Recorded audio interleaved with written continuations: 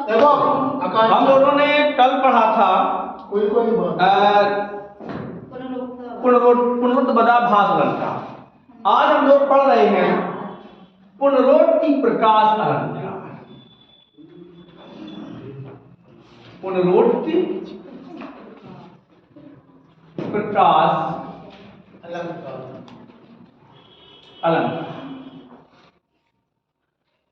देख लेते हैं। ये भी एक शब्दालंकार का भेद है। क्या है? शब्दालंकार का भेद। इसमें क्या है, सबसे पहले तो आप देख लीजिए पुनरोक्ति माने क्या होता है? दोबारा कथन, पुनादन उत्ति। पुनादन उत्ति, पुनः माने होता है दोबारा और उत्ति माने होता है कथन। हम किसी बात को 2 बार कहें, 3 बार कहें, 4 बार कहें तो वो शब्द पुनरोक्ति कहलाती है। क्या कहलाती है? पुनरोक्ति। अब इसका जो परिभाषा है, इसकी परिभाषा ध्यान रखना, जब कोई शब्द एक से अधिक बार आए, यह परिभाषा आपने बहुत ज्यादा सुनी होगी कि जब कोई शब्द एक से अधिक बार आए किंतु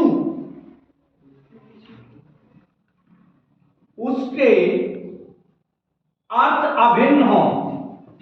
अभिन्न का मतलब एक ही अर्थ निकले, एक ही अर्थ में प्रयोग हो, एक ही अर्थ में प्रयोग हो। मेरी परिभाषा किताबों से भिन्न हो सकती है। प्रयोग अभिन्न हो तथा अन्वय करने पर भी अर्थ में कोई परिवर्तन ना हो। जब कोई शब्द एक से अधिक बार आए किंतु उसके अर्थ अभिन्न हो, यानी कि एक ही अर्थ में प्रयोग हो।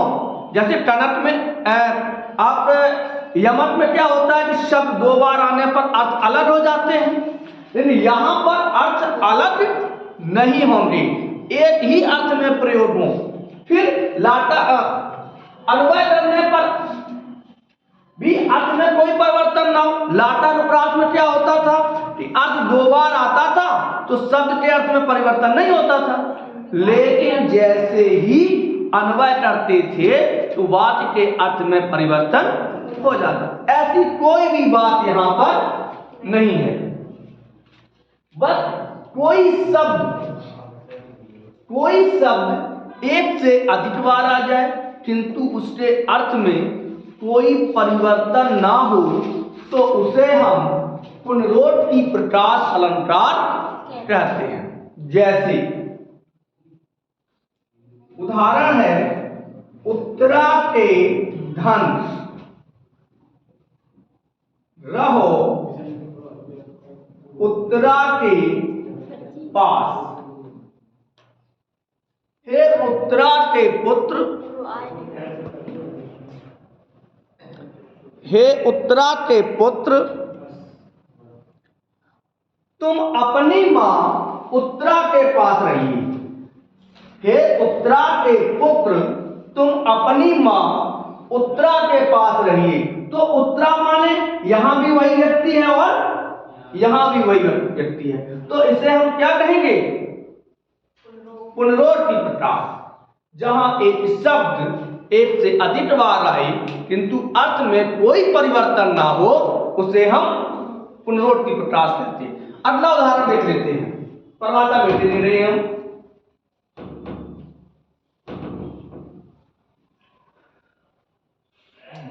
चलो अगला है गांव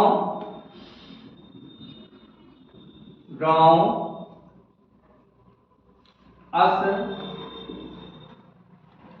होई आनंदा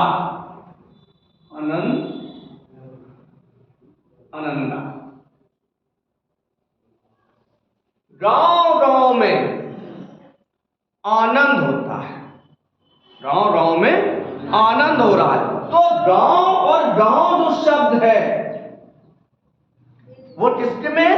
एक ही अर्थ में है, अलग अर्थ नहीं है। अब हम उन लोगों से पूछते हैं जो ये कह देते हैं कि जहां एक शब्द दो बार आ जाए समझो यमक है। अरे दो बार लाटा में आता है, दो बार पुनरोक्ति में आता है, दो बार वज्रोक्ति में आता है, दो बार यमक में आता है, और दो बार, तमाम ऐसे उदाहरण हैं कि दो दो बार आते हैं, तो सब में यमक हो जाइए, नहीं होगा। गांव गांव वस हो आनंदा, गांव गांव में आनंद हो रहा है। अगला उदाहरण देख लेते हैं। महादेवी वर्मा का है शायद, मधुर मधुर मेरे दीपक जल। अब बताओ यहां पर कौन सा है? यहां पर क्रिया है जल, जैसे यहां क्रिया है होना, होने के अर्थ में एक ही अर्थ है। यहां क्रिया जल है, जल विशेषण जलना, जलवाने जलना, अब पानी समझ लो। मधुर मधुर, मधुर मधुर का मतलब धीरे धीरे, मीठे मीठे, है मंथर मंथर। तो मेरे दीपक जल, एक मीठे ऐसा, तो मधुर मधुर में कोई अर्थ परिवर्तन है? नहीं है। गांव गांव में कोई अर्थ परिवर्तन है?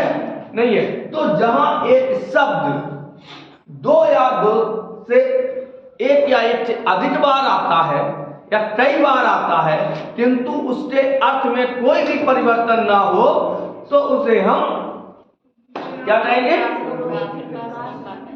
पुनरोक्ति प्रकाश अलंकार। आगे देख लेते हैं अगला उदाहरण।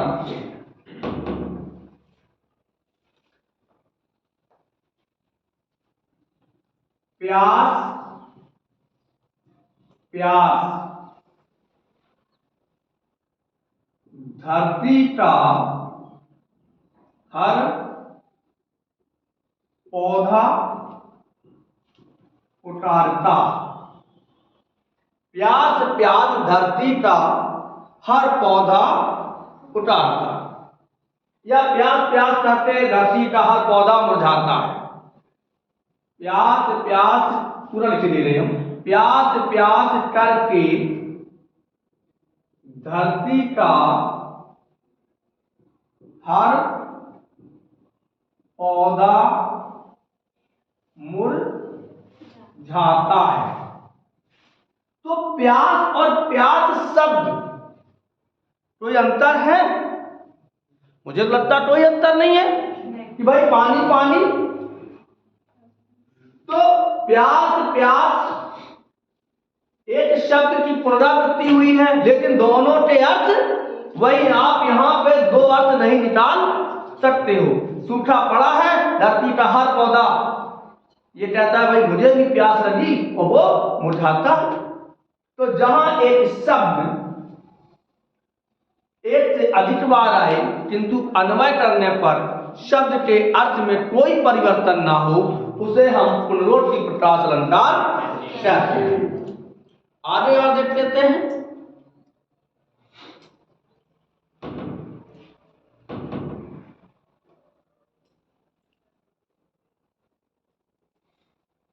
अच्छा देखो, सबसे सरल तरीका हम आपको समझाते हैं। सुबह जब उठते हो, सुबह जब हे प्रभु रक्षा करो रक्षा करो रक्षा करो, लोग कहते हैं हे प्रभु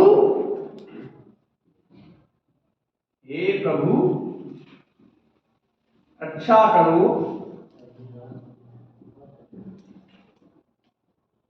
रक्षा करो रक्षा करो। अरे तीन बार शब्द आया, क्या सबके अर्थ अलग है?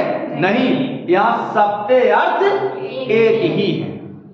सबके अर्थ एक ही है, तो उसे हम पुनरोक्ति प्रकाश अलंकार कहते हैं। अब थोड़ी देर हम आपका समय और लेंगे, इसके बाद हम आपको जाने के लिए कहेंगे। थोड़ा सा 1 मिनट का मुझे समय दे दीजिए, तो इसको मैं क्लियर बिल्कुल कर देता हूं। इसको मैट दें हम पहले।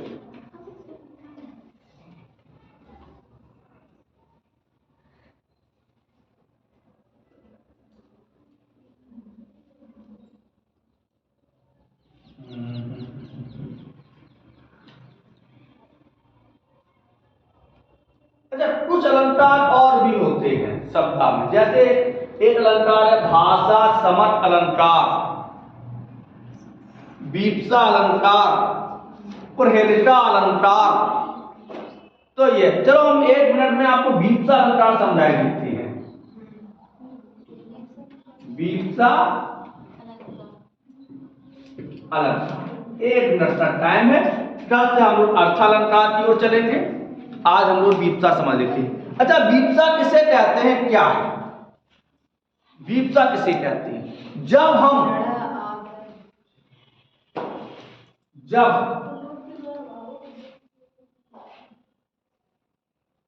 सुख,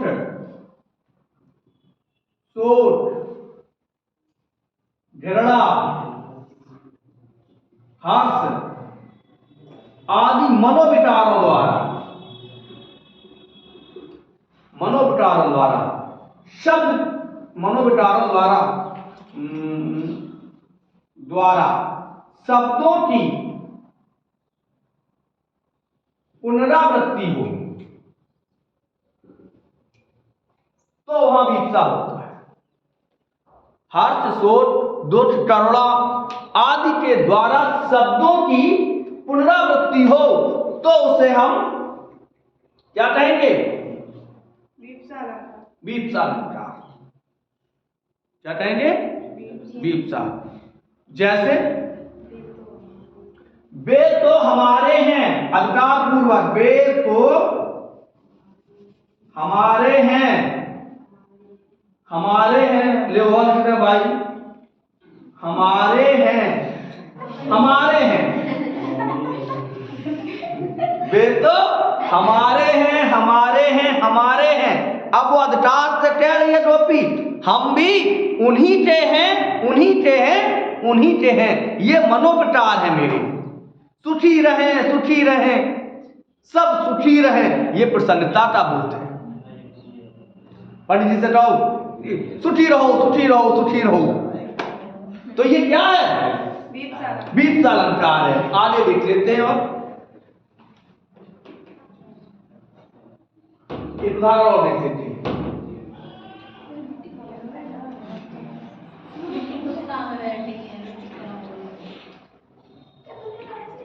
इस शिथिल आहा से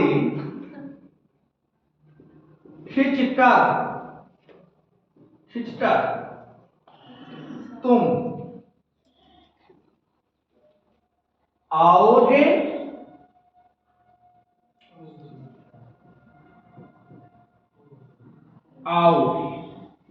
ये भी देखो अधिकार है। क्या है? एक अधिकार है कि इस शिथिल आहा से खिंचकर तुम आओगे। तो ये क्या है? जहां हम मनोभावों को प्रदर्शित करते हैं उन्हें हम वीप्सा अलंकार कहते हैं। तो आज हम लोगों ने 2 अलंकार पढ़े हैं। कौन से? पुनरोक्ति, प्रकाश और वीप्सा। इसका मतलब हम लोग शब्दालंकार में सबसे पहले एक मिनट का टाइम लगेगा। पूरे अलंकार हम आपको एक बार में बता देते हैं, फिर शब्दा को हम लोग खत्म करते हैं, समाप्त करते हैं। अनुप्रास, वर्णों की आवृत्ति। अनुप्रास किसकी है? वर्णों की आवृत्ति। अनुप्रास के बाद यमक, शब्दों की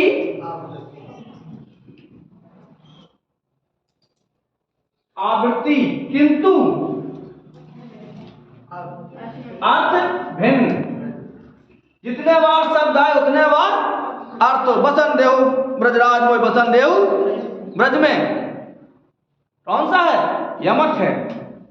घनश्याम मुझे जीवन दो, जीवन बरसाकर, कौन सा है? 2 शब्द आया। घनश्याम मुझे जीवन दो, जीवन बरसाकर, अरे जल बरसा दीजिए, हमें जीवन, जिंदगी, प्राण मिल जाएगी। श्लेष,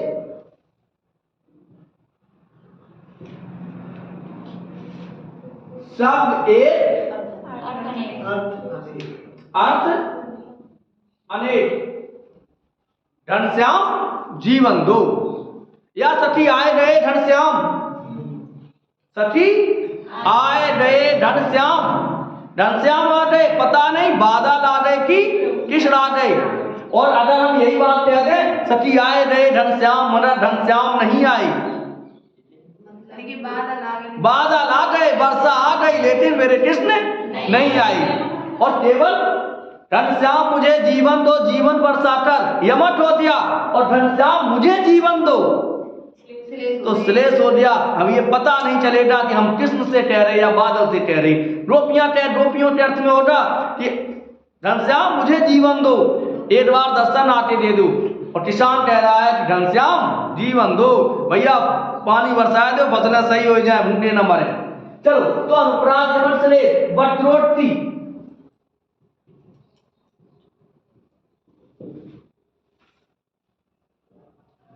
शब्द के भाव के अनुसार अर्थ, भाव के अनुसार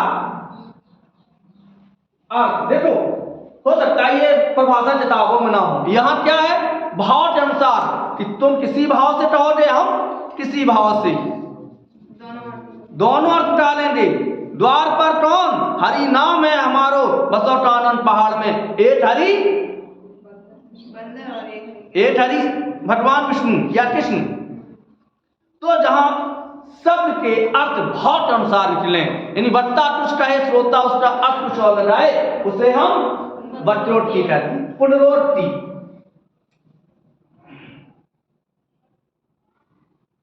पुनरोक्ति प्रकार, शब्दों की पुनरावृत्ति, शब्दों की पुनरावृत्ति, किंतु सभी के अर्थ एक ही है। सभी के अर्थ कैसे हैं? एक। उत्तरा के धन रहो उत्तरा के पास, गांव गांव अस होय आनंदा, ढलमल रलमल चंचल अंचल की धारा, मधुर मधुर मेरे दीपक जल। फिर क्या आया था? पुनरुक्त बदाभास,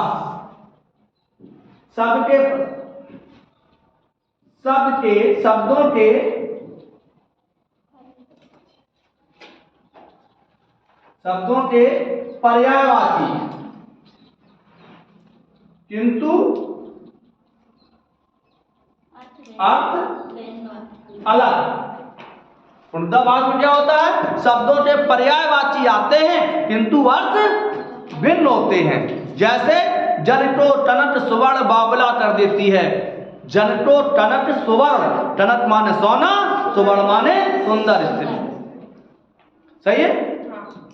फूले कुसुम, मानस मन में, फूले माने प्रसन्न होना, कुसुम माने फूल।